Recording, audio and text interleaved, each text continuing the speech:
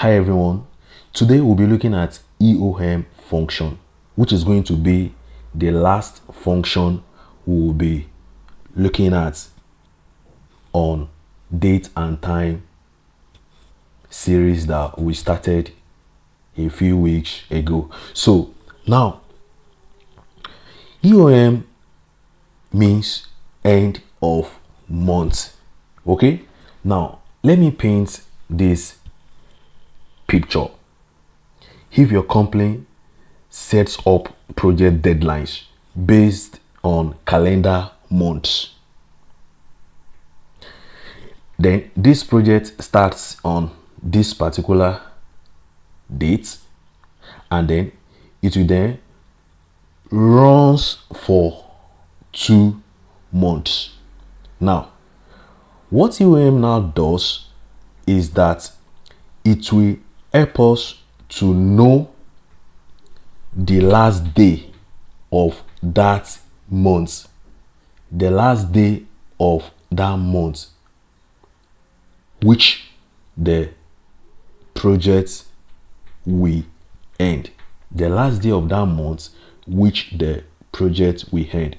Which means, for instance, we have 2 months here, then EOM will return the last day of the second month. For instance, we have 3 months here, then it will be the last day of the third month. For instance, we have 4 months here, it will be last day of the fourth month. So now let's see how we can make use of this particular function. That will be equals to EOM. Let's try to read today. Returns the serial number of the last day of the month before or after a specified number of months. It's good to read at times, right? So EOM now be start date, which will be this, and then the month, which will be this. Close my brackets, hit my enter. So what do you see here?